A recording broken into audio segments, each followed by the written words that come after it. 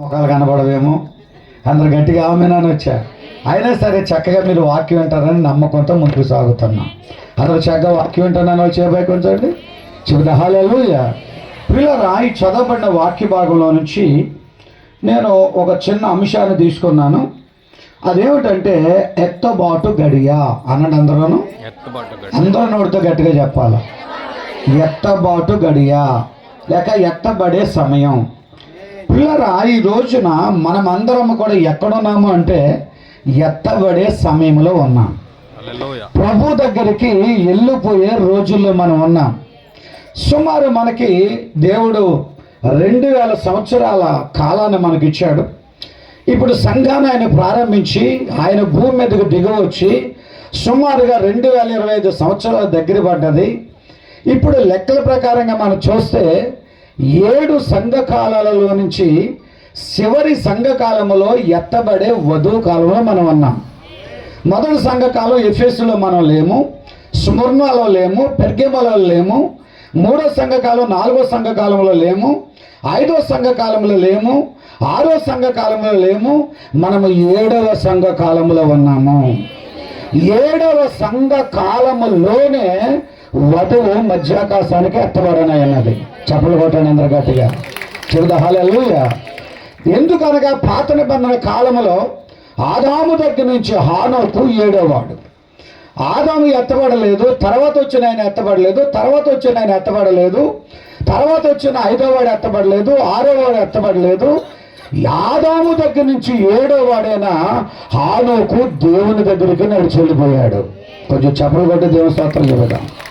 అంటే మేఘాల మీద హానోకు దేవుని దగ్గరికి వెళ్ళిపోయాడు, దేవుని దగ్గరికి ఎత్తబడ్డాడు, దేవుని దగ్గరికి కొనుకోబడ్డాడు. అలాగే ఈరోజు కూడా యేసుక్రీస్తు ప్రభువారు తన సంఘాన్ని ప్రారంభించి తన సంఘాన్ని స్టార్ట్ చేసి ఇప్పుడు సుమారుగా 7 సంఘకాలంలోకి మనం వచ్చాం. 6 సంఘకాలాలు పూర్తయ్యాయి. ఇప్పుడు మనం 7వ సంఘకాలంలో ఉన్నాం.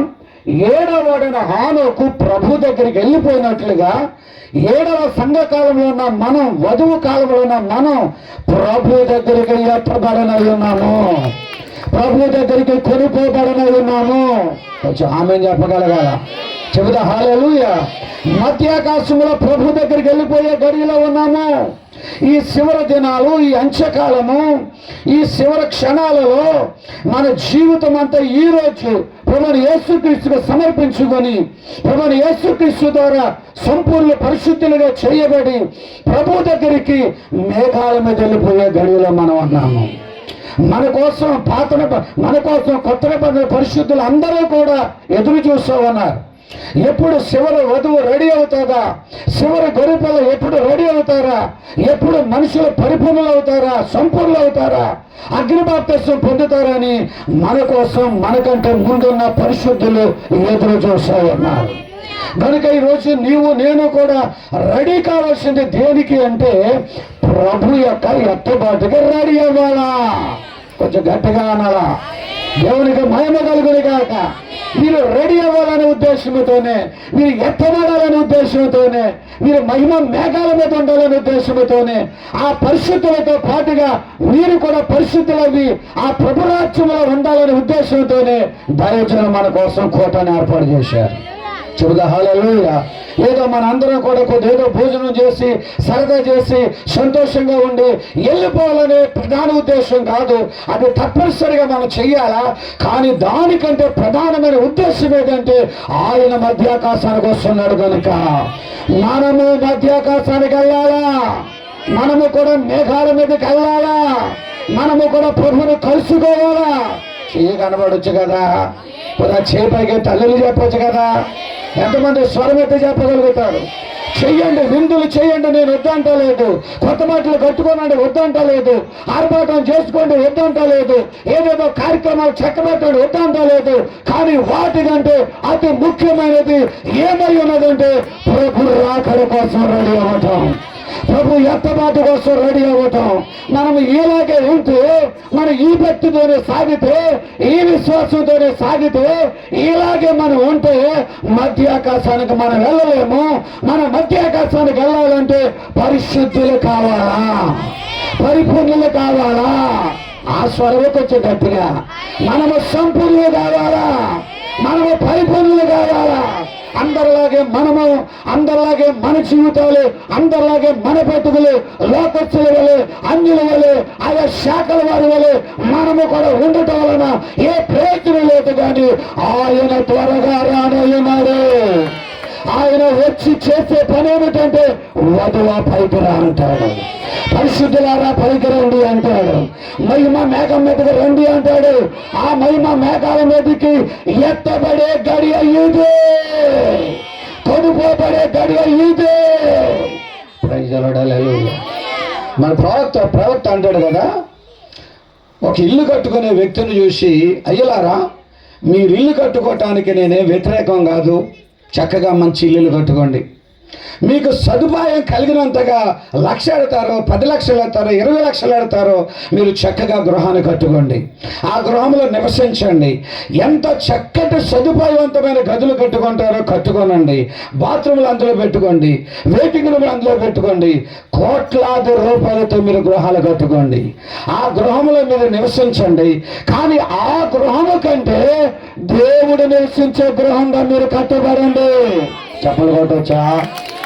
దేవునికి స్తుతి చెల్లించవచ్చా? ఆ గృహంలో మీరుంటే ముందుగా ప్రభు కోసం మీరు ఒక గృహంగా కట్టబడాలా, ప్రభు కొరకు మీరు ఒక ఇల్లుగా కట్టబడాలా, ప్రభు కొరకు మీరు ఓ చక్కటి గృహముగా నిర్మాణం చేయబడి అలా కట్టబడి ప్రభు నివసించే గృహం అయితే నిజముగా అది సంతోషమై ఉన్నది. ఈ గృహం కట్టే ముందు మీరే దేవునికి ఒక గృహంగా కట్టండి అని చెప్పి ఆయన చక్కటి సలహా ఇచ్చాడు. అలాగే ఈ రోజు మనం సంతోషంగా, ఆనందంగా, హ్యాపీగా ఈ లోకంలో మన కాలాన్ని గడిపే ముందుగా, ఈ సమస్తాన్ని చేసుకునే ముందుగా ఆయన మధ్యాకాశానికి రాబోతున్నాడు గనుక నీవు నేను అగ్ని బాప్తిస్మంతో శక్తితో నింపబడి, ఆ గొప్ప అభిషేకంతో నింపబడి మేఘాల మీద కొనుక్కోబడేవారుగా రెడీ అవుతే అది నిజముగా సంతోషమై ఉన్నది, అది నిజంగా ఆనందమై ఉన్నది. కొంతమంది బాప్తిస్మం గురించి ఆలోచించరు. అరే నేను బాప్తిస్మం తీసుకోవాలా, ప్రభువులో నా పాపాలు కడిగేసుకోవాలా, అది ఆలోచించరు. మరి కొంతమంది నేను మందిరానికి క్రమంగా వెళ్ళాలా, క్రమంగా మందిరంలో వాక్యం వినాలా, ఆ వాక్యాన్ని బట్టి నా జీవితాన్ని సరి చేసుకోవాలా, కొంతమంది దాని గురించి ఆలోచించరు. కొంతమంది నేను పరిశుద్ధాత్మను పొందాలా, మేడగదిలో 120 మంది పరిశుద్ధాత్మను పొందారు కదా, నేను కూడా పరిశుద్ధాత్మను పొందాలా, నేను కూడా అగ్ని చేత నింపబడాలా, అలా అగ్నితో నింపబడటం గురించి ఆలోచించరు. మిగిలినటువంటి ఇంకా ఆ పరిశుద్ధ శరీర మార్పు గురించి వారు ఆలోచన చేయరు. నేనైతే అంటున్నాను, నువ్వు నిజముగా బాప్తిసం పొందాలా, నువ్వు నిజముగా నీతికరణ పొందాలా, నువ్వు నిజముగా పరిశుద్ధాత్మను పొందాలా, నిజముగా నువ్వు అగ్ని బాప్తిసాన్ని పొందాలా. ఎందుకు అగ్ని బాప్తిసం పొందాలంటే ఇది ఎత్తబడే గడియ. కొంచెం గట్టిగా ఆమేన్ అనొచ్చా? అందరూ స్తోత్రం చెప్పొచ్చా? ఇదే గడి అని చెబుతున్నాను, ఎత్తబడే గడి అని చెబుతున్నా. దేవునికి స్తోత్రం చెబుతాం. చేతుల పైకి ఎత్తాలి. హల్లెలూయా. ఇదే గడి అని చెబుతున్నాడు ఆయన. కొనుక్కోబడే గడియ, ప్రభు దగ్గరికి వెళ్ళిపోయే గడియ. ప్రియులారా, మొట్టమొదట్లో మానవుని దేవుడు పరిశుద్ధుడిగా చేశాడు. ఆదామును చేసినప్పుడు ఆదాములో పాపం కొంచెం కూడా లేదు. అవ్వను చేసినప్పుడు అవ్వలో కూడా పాపం కొంచెం కూడా లేదు. అవ్వ ఆదాములు ఇద్దరు కూడా 100% పరిపూర్ణులు. వాళ్ళలో పాపం లేనటువంటి పరిశుద్ధులు. వారు సంపూర్ణముగా క్రీస్తులో పరిశుద్ధులుగా జీవించారు. కానీ ఏదైనా తోటలో కుటుంబం చక్కగా సాగుతుండగా, సమాజం చక్కగా సాగుతుండగా, చక్కగా సృష్టి అంతా మంచిగా సాగుతుండగా సడన్గా ఏదైనా తోటలోకి సైతానుడు ఎంట్రీ ఇచ్చాడు. వాడు ఏదైనా తోటలో ప్రవేశించిన తర్వాత మొట్టమొదటిసారిగా అవ్వకు అవిశ్వాసాన్ని కలిగించి అవ్వని పాడు చేసి అవిశ్వాసంలోకి అవ్వని లాక్కుని వెళ్ళిపోయి, పాపలకు లాక్కుని వెళ్ళిపోయి, చివరికి అవ్వ ద్వారా ఆదాముని కూడా లాక్కుని వెళ్ళిపోయి ఇద్దరు కూడా పాపాత్ములయ్యారు. వారి అవిశ్వాసం వలన వారి పాపులుగా చేపట్టారు. పాపం వలన వచ్చిన జీతము మరణమై ఉన్నది. ఏదైనా తోటలో అసలు ఆదామునికి మరణం లేదు, ఏదైనా తోటలో అవ్వకే మరణం లేదు, అసలు సృష్టికే మరణం లేదు, సర్వ ప్రపంచము పరిశుద్ధముగా చక్కగా సాగుతూ ఉండగా సడన్ గా ఈ సైతానుడు వచ్చిన తర్వాత, వారిని పాపం చేయించిన తర్వాత ఏదైనా తోటలోనికి పాపం అనేది వచ్చింది, ఆదాము హవ్వలోనికి పాపం అనేది వచ్చింది. పాపము చేత వారు నిండిపోయారు. దేవుడు వారిని అక్కడ ఉంచకుండా పాపం వలన వారికి కలిగిన నష్టం వలన ఏదైనా తోటలోంచి బయటకు పంపేశాడు. ఆదామ ప్రసవేదంతో పిల్లలకంట, హవ్వాను ప్రసవేదంతో పిల్లలకంటావు. ఆదామ నా కుమారుడా, నువ్వు చెమట వచ్చి ఈ నేలను దున్నుతావని దేవుడు ఆదామవ్వలు పంపేశాడు. కానీ మొదట్లో ఆదామవ్వల పరిస్థితి అలా కాదు. కలుగునుగాక, సృష్టి కలుగునుగాక దేవుడు చెప్పినంటనే ఎలా కలిగిందో ఆయన నోటి ద్వారా ఏదైనా పలికితే అది కలిగేది. దేవుని స్తోత్రం కలుగునుగాక. కారణం ఏంటంటే ఆదాము పరిశుద్ధుడుగా ఉన్నాడు, అవ్వ పరిశుద్ధురాలుగా ఉన్నది. సమాజం అంతా అక్కడ ఉన్నటువంటి సృష్టి అంతా పరిశుద్ధంగా ఉన్నది. ఏ రోజైతే వారు పాపులుగా చేయబడ్డారో, దోషులుగా చేయబడ్డారో, అపరాధులుగా చేయబడ్డారో, ఆదాము అమలు చేసిన పాపాన్ని బట్టి ఈ చెమట వర్షం వచ్చింది, ఈ వ్యాధులు వచ్చాయి, ఈ రోగాలు వచ్చాయి, ఈ సమస్యలన్నీ వచ్చాయి. కానీ ఒరిజినల్గా వారు పరిశుద్ధులుగా ఉంటే వారికి మరణమే లేదు, అసలు వారికి రోగాలే లేవు, వారికి అసలు సమస్యలే లేవు. వారు 100% కూడా సృష్టి చేయగలిగినటువంటి వ్యక్తులుగా ఉన్నారు. వారు పలికితే చాలు కార్యాలు జరిగే విధంగా ఉన్నాయి. కానీ వాళ్ళు చేసిన పాపాన్ని బట్టి, తప్పుదాన్ని బట్టి వారి సమస్తాన్ని కూడా కోల్పోవటం జరిగింది. దేవుని పిల్లలారా, జరిగిన విషయం ఏమిటంటే ఆదాము హవ్వలు వారు బయటకు వచ్చేసిన తర్వాత, వారు పాపులుగా అయిపోయిన తర్వాత దేవుడు ఒకే ఒక నిర్ణయాన్ని కలిగి ఉన్నాడు. ఏమిటా నిర్ణయం అంటే, ఏ రోజుకైనా నేను మిమ్మల్ని రక్షించడానికి భూమి మీదకి వస్తాను. కొంచెం గట్టిగా ఆమె అనగలరా? అందరూ స్వరం చెప్పగలరా? ఓ చెడిపోయిన ఆదామా, ఓ పడిపోయిన ఆదామా, ఓ ఆదాము సంతతి, ఆదాములోకి వచ్చిన కుటుంబమా, నేను వదిలేను కానీ, మిమ్మల్ని ఎక్కడ పడవేయను కానీ, మిమ్మల్ని రక్షించడానికి పరలోకాన్ని విడిచి భూమి మీదకి నేనే వస్తానన్నాడు ఆయన. దేవునికి స్తుతి కలుగును గాక. పడిపోయిన మనలను, చెడిపోయిన మనలను, పడిపోయిన ప్రపంచాన్ని, చెడిపోయిన ప్రపంచాన్ని, మరణంలోనే ప్రపంచాన్ని, వ్యాధులతో ఈ మనుషులను ఆయన రక్షించడానికి, కాపాడడానికి 2000 సంవత్సరాల క్రితం భూమి మీదకి దిగొచ్చాడు. మొదటిసారి వచ్చినప్పుడు చేసిన ఒకే ఒక పని ఏమిటి? పాపులను రక్షించాడు, అనాథులను రక్షించాడు, రోగులను స్వస్థపరిచాడు. ఓ 38 ఏళ్ళ కోనెద్దకున్న వ్యక్తిని లేవనెత్తాడు, నడుముకుపోయిన స్త్రీని స్వస్థపరిచాడు. ఆయన భూమి మీదకి వచ్చి చీకటి ఉన్న వాళ్ళకి వెలిగించాడు. స్తోత్రం కలుగును గాక. గాఢాంధకారంలో ఉన్న వాళ్ళకి వెలిగించాడు. ఈ పాపంలో ఉన్న వాళ్ళకి మరలా పరిశుద్ధతనిచ్చాడు. మానవులు చెడిపోయే వాళ్ళందరికీ కూడా ఆయన నిత్య జీవాన్ని ఇచ్చాడు. ఆయన ఎందుకు శ్వాసం ఇచ్చిన ప్రతి వారికి కూడా స్వస్థత, విడుదల, విమోచన, నిత్య జీవము, పరిశుద్ధత, అగ్నిబాప్తిస్మము, ఎత్తబడి భాగ్యాన్ని దేవుడు దయచేశాడు. 2000 సంవత్సరాల క్రితం దేవుడు తన ప్రజలను విడిచిపెట్టలేదు, కానీ ఆయనే స్వయముగా భూమి మీదకి దిగివచ్చి ఈరోజు పాపాలను కడిగివేసి, అపరాధాలను కడిగివేసి, మన దోషాలు కడిగివేసి, ఆ మొదటి ఆదాము ఎలాగైతే పరిశుద్ధుడిగా చేశాడో ఈరోజు మనలను కూడా అలాగే చేశాడు. చెబుతాలేలుయా. నువ్వు నమ్మిన ఎడలా, నువ్వు విశ్వసించిన ఎడలా, నువ్వు బాప్తిసం పొందిన ఎడలా, వాక్యం ద్వారా శుద్ధి చేయబడిన ఎడలా, అగ్ని బాప్తిసం పొందిన ఎడలా, యేసుక్రీస్తు ప్రభువారు ఆ మొదటి ఆదాములాగే నిన్ను కూడా చేశాడు. ఆదాము వలన భూమి మీదకి మరణం వస్తే, ఆదాము వలన భూమి మీదకి శాపం వస్తే, ఆదాము చేసిన పాపం వలన ప్రజలందరూ చావుకు లోనైపోతే, మన ప్రభువుని యేసుక్రీస్తు వచ్చి చావుని తీసేశాడు, మరణాన్ని తీసేశాడు, రోగాన్ని తీసేశాడు. ఈరోజు ఎవడైనా క్రీస్తునందు ఉన్న ఎడల వానికి శిక్షే లేకుండా చేశాడు. చెబుతా హల్లెలూయా. యేసు ప్రభువు భూమి మీదకి వచ్చింది ఏదో సాల్వాలు, లేకపోతే సన్మానాలు, లేకపోతే బొకేలు, లేకపోతే భూమి మీద ఏదో గొప్ప గొప్ప ఘనకార్యాలు, అద్భుత కార్యాలు, లేకపోతే ఎవరో పెద్ద పెద్ద రాజకీయ అక్కడ ఉన్నటువంటి చూడండి గాంధీ గారి లాగా, అంబేద్కర్ లాగా, లేకపోతే వాళ్ళలాగా వీళ్ళలాగా ఈ సమాజ సేవ కోసం కాదు, వాళ్ళ సమాజ సేవతో పాటుగా నిన్ను పరలోకానికి చేర్చడానికి వచ్చాడు ఆయన. అందరు గట్టిగా ఆమేన్ అనగలరా? వాడు సమాజ సేవ చేశాడు.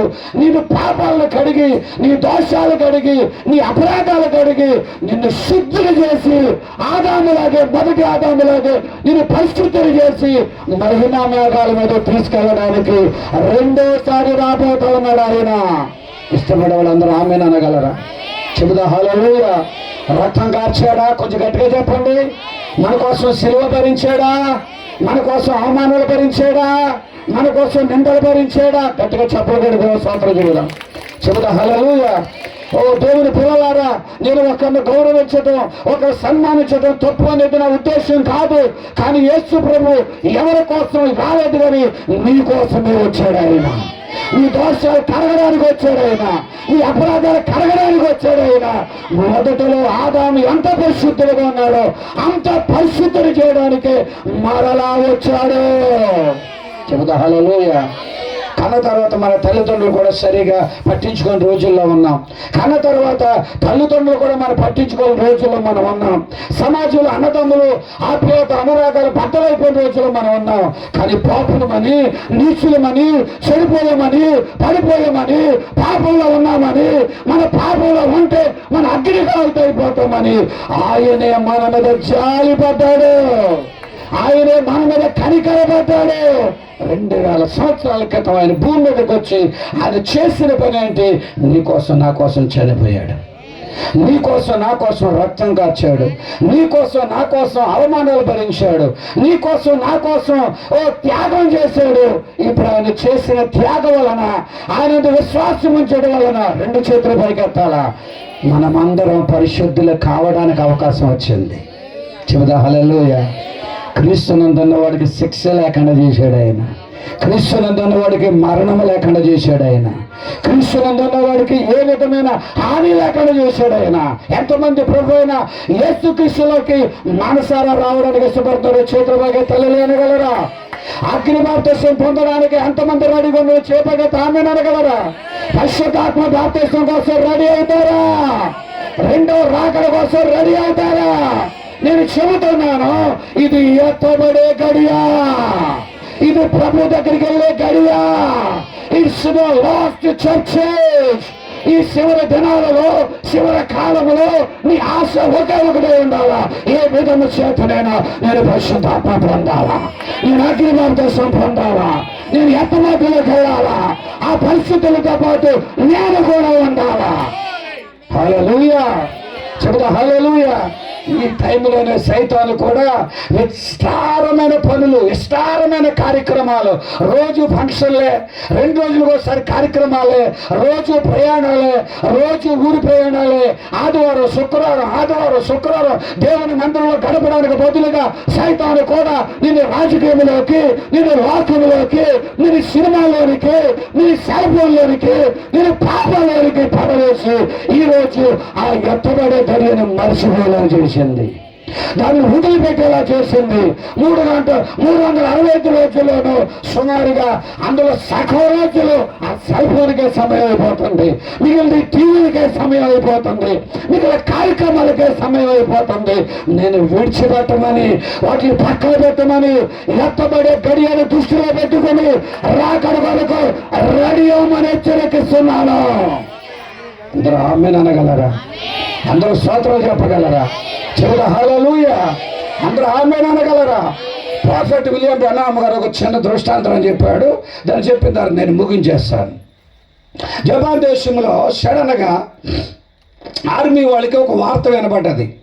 ఏమండి ఆర్మీ వాళ్ళరా, అమెరికా దేశం నుంచి అమెరికా సైన్యం బయలుదేరి వచ్చింది. వాళ్ళు సముద్రం మధ్య భాగంలో ఉన్నారు. తొందరలోనే మన దేశం మీద, అంటే జపాన్ దేశం మీద భయంకరమైనటువంటి దాడి చేయబోతున్నారు.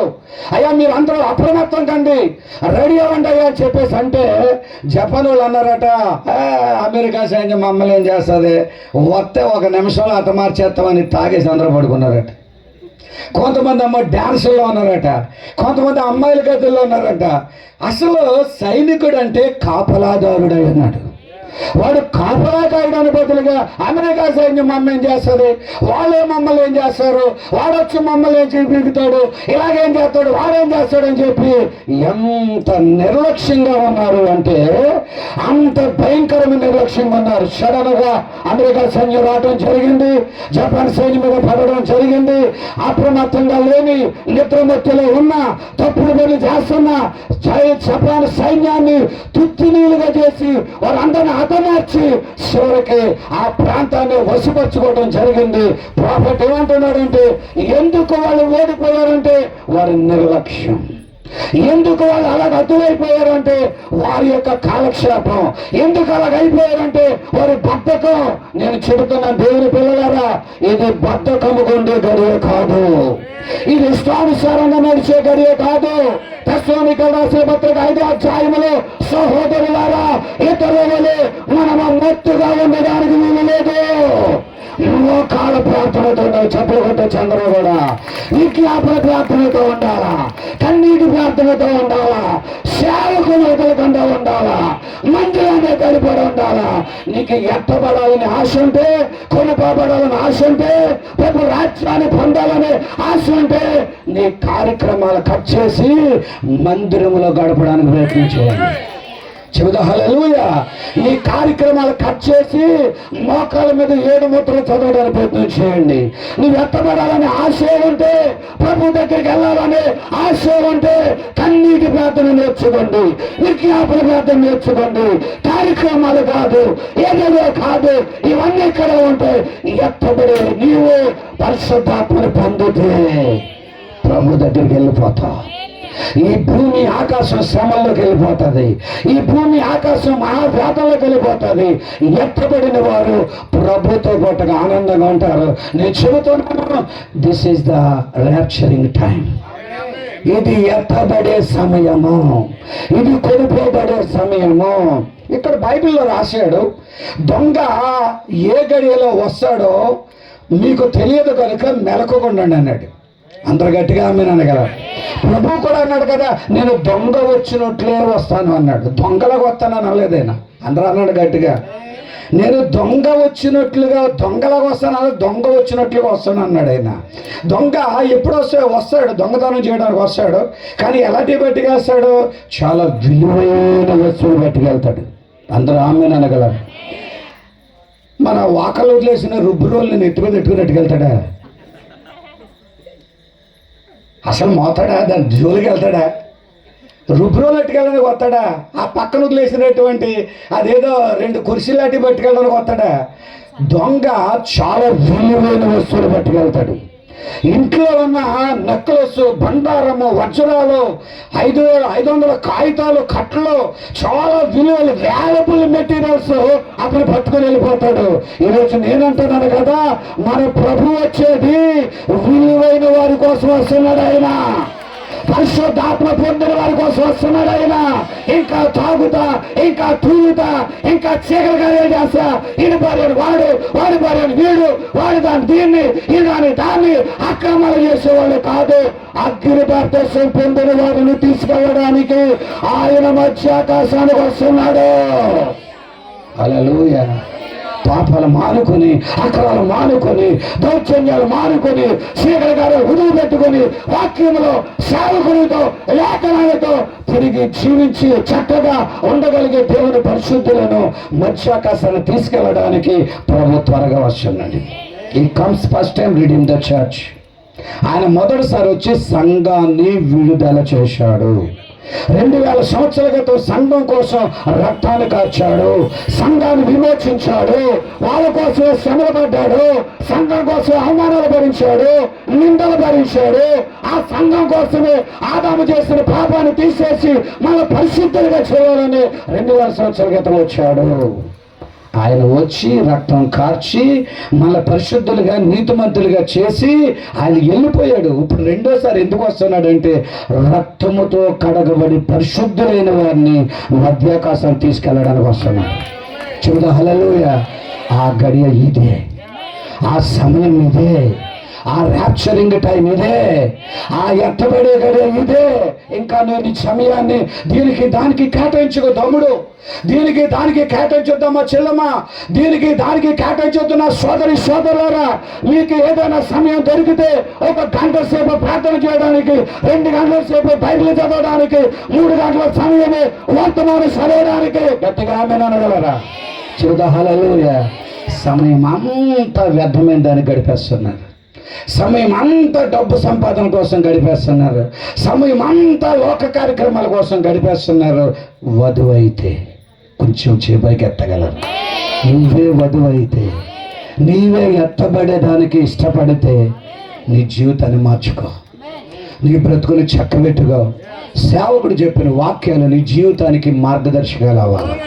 ఇది నీవు నేను ఎత్తబడే గడిలో ఉన్నాం కాబట్టి ఈ రోజున నగలో సమర్పించి వస్త్రదాన్ని సరిదిద్దుకోండి, వస్త్రం సరిదిద్దుకోండి. నీతి కన్నా పొందలేని వాళ్ళు అనగా నీటి బాప్తిసం పొందాలా, శుద్ధి కన్నా పొందలేని వాళ్ళు కడవరికాల అంచెకాల వర్తమానము ద్వారా శుద్ధి పొందాలా. శుద్ధి కన్నా పొందిన వాళ్ళు అగ్ని బాప్తిసం పొందాలా. అగ్ని బాప్తిసం పొందిన వారే మధ్యాకాశాన ప్రభు దగ్గరికి ఎత్తబడతారు. నాకు ఎత్తబడాలని ఆశ ఉందన్న వాళ్ళు 2 చేతులు చూపగలరా? ఎంతమందికి ఆశ ఉన్నది? చెబుదా హల్లెలూయా, చెబుదా హల్లెలూయా. నీకు ఒక చిన్న వాక్యం ఇప్పుడు ముగిస్తాను. ప్రకటన గ్రంథం 19వ అధ్యాయము 5, 6, 7, 8 వచనాలు చదివితే అక్కడ చక్కటి వాక్య భాగం ఉన్నది. దాన్ని చదివేసి మనం ముగించుకుందాం. గొర్రెపిల్ల వివాహోత్సవ సమయం వచ్చి ఉన్నది. ఆయన భార్య తనను తాను సిద్ధపరచుకున్నది. ఆమె ధరించుకొనుటకు ప్రకాశములను నిర్మలమునైన సన్నపు నారబట్టలు ఆమెకి ఇయ్యబడెను. ఇది ఏ సమయం అంటే క్రీస్తుకిని సంఘానికి వివాహము కాబడే సమయం. నీవుకు క్రీస్తుకి నీకు వివాహం కాబడాలి అంటే ముందు నువ్వు సిద్ధపడాలి కదా. వివాహం జరిగే ముందు అబ్బాయి గారిని రెడీ చేసి వేదిక మీదకి తీసుకొస్తారు, ఆ తర్వాత అమ్మాయి గారిని రెడీ చేసి వేదిక మీదకి తీసుకొస్తారు. రిజిస్టర్ గారు వాళ్ళిద్దరికీ వివాహం జరిగేస్తారు. అలాగే మన కోసం వరుడిగా యేసు రెడీ అయిపోయాడు. ఇప్పుడు రెడీ అవ్వాల్సిన వాళ్ళు ఎవరైనా ఉన్నారంటే మీరే, రెడీ కావాల్సిన వాళ్ళు ఎవరైనా ఉన్నారంటే మీరే. బూతులు ఆపండి అయ్యా, జగడాలు ఆపండి అమ్మా, వ్యర్థమైన పనులు ఆపండి అయ్యా. ఈ కాలం ఇలాగే గడిచిపోదు, ఈ రోజులు ఇలాగే గడిచిపోదు. లోకస్తులు నిద్రమత్తులుగా ఉన్నట్లుగా ఇష్టానుసారంగా వాళ్ళు వెళ్ళినట్లుగా మీరు వెళ్ళడానికి వీలలేదు. ఎందుకనగా మీరు క్రీస్తు సొత్తై ఉన్నారు, మీరు క్రీస్తు యొక్క బిడ్డలై ఉన్నారు కనుక మిమ్మల్ని మీరు కడుగుకొని శుభ్రపరచుకొని ప్రభు రాకడ కొరకు సిద్ధపడాలా. సిద్ధపడతానని వాళ్ళు ఎవరైనా ఉన్నారా? కొంచెం నోటితో చెప్పొచ్చా? నేను రెడీ అవుతానని వాళ్ళు ఎవరైనా ఉన్నారా? సరి చేసుకుంటాను పాస్టర్ గారు అనే వాళ్ళు ఉన్నారా? ఎత్తబడటానికి నేను రెడీ అవుతానని వాళ్ళు ఎవరైనా ఉన్నారా? ఈ కూటమి ద్వారా 2025 విడిచి 26లోకి వెళ్ళబోతున్నారు కనుక నీ ప్రార్థన ఫర్ ర్యాప్చరింగ్, నీ ప్రార్థన, నీ మోకాల ప్రార్థన ఫర్ ర్యాప్చరింగ్, నీ కన్నీటి ప్రార్థన ఫర్ ర్యాప్చరింగ్. అందరూ ఆమేన్ అనగలరా? వ్యాపారం చేసేవాళ్ళు చేయండి, ఉద్యోగం చేసేవాళ్ళు చేయండి, కూలి పనులు చేసేవాళ్ళు చేయండి, ఏదో పని చేసేవాళ్ళు చేయండి. కానీ వాటికంటే ముందు నేను ఎత్తబడాలా, నేను ప్రభు దగ్గరికి వెళ్ళాలా. ఇదే అక్కడియా. ప్రైజ్ ది లార్డ్, హల్లెలూయా. కొన్నాటికి స్వచ్ఛ పలకండి, కొన్నాటికి ముగింపు పలకండి. విస్తారమైన పనులు పెట్టుకుని ప్రభుని వదిలిపోయకండి. మార్త విస్తారమైన పనుల వల్ల ప్రభుని మరిచింది, కానీ మేరీ అయితే ప్రభు పాదాల దగ్గరే కూర్చోండి. ఎంతమంది మేరీగా ఉండాలనుకుంటున్నారు? ప్రభు పాదాల దగ్గర ఎంతమంది ఉండాలనుకుంటున్నారు? అయ్యగారు, ప్రకటన గ్రంథం 6వ అధ్యాయంలో ముద్రలు కనబడుతున్నాయి, ఆ మర్మం మాకు చెప్పరాదా? ప్రకటన గ్రంథం 9, 10 వచనాల్లో బుర్రలు 9, 8, 9 అధ్యాయాల్లో 7 బుర్రలు కనబడుతున్నాయి, ఆ మర్మం చెప్పరాదా? ప్రకటన గ్రంథం 15, 16 అధ్యాయంలో 7 పాత్రలు కనబడుతున్నాయి, ఆ మర్మం చెప్పరాదా? ప్రకటన గ్రంథం 15వ అధ్యాయంలో మహావేశ్వరున్నది, ఆ మర్మం చెప్పరాదా? ప్రకటన గ్రంథం 1, 2 అధ్యాయాల్లో 7 సంఘకాలు ఉన్నాయి, ఆ మర్మము చెప్పరాదా? ప్రకటన గ్రంథం 19వ అధ్యాయములో గట్టిగా మీరు అనగలరా? వధువు కనబడుతుంది, ఆ మర్మం మాకు చెప్పరాదా? సేవకుడు మీరు అడిగితే సేవకుడు మీకు బోధిస్తాడు. దేవుడు మిమ్మల్ని ఎత్తబాటుకు రెడీ చేస్తాడు. ఎత్తబాటు ఇలా జరిగిన వెంటనే ఈ భూమి మీద మహాశ్రమలు రాబోతున్నాయి. మహావేదన అనిపించబోతుంది. నోవహు కాలంలో ఎంత ఘోరమైన శ్రమలు వచ్చాయో అంత ఘోరమైన శ్రమలు ఇక్కడ వస్తాయి. అవిశ్వాసులు, వినబడిన వారు, లోకస్తులైన వారు ఆ శ్రమలలో వేదన పడతారు. కానీ నువ్వు ఎత్తబడ్డావే, కొంచెం గట్టిగా అందరనొచ్చు కదా. నువ్వు వాక్యం విని సరిదిద్దుకొని ప్రభు లేఖనాలు బట్టి అగ్ని బాప్తిసాన్ని పొంది నువ్వు ఎత్తబడ్డావే, మహిమ మేఘాల మీద ప్రభుతో నువ్వు ఆనందిస్తావు. విడబడిన వాళ్ళు శ్రమల పాలవుతారు. ప్రభు నిన్ను, నీ కుటుంబాన్ని ఎత్తబాటుకు రెడీ చేయనుగాక. ఇది ఎత్తబాటు గడి అని ఎంతమంది నమ్ముతున్నారు? అయ్యా నేను ఆ ఎత్తబాటుకు రెడీ అవుతానని వాళ్ళు ఉన్నారా? నీతికరణ పొందండి, శుద్ధీకరణ పొందండి, అగ్ని బాప్తిసం పొందండి. తప్పగా మీరు ప్రభు వచ్చిన ఎత్తబాటులో మీరు ఉండగలరు. అటువంటి ఎత్తబాటులోకి మీరు, మీ కుటుంబాలు నడిపించబడాలని మనసారా కోరుకుంటే మాటలు ముగిస్తున్నాను. ప్రభు మనందరినీ దీవించునుగాక. God bless you.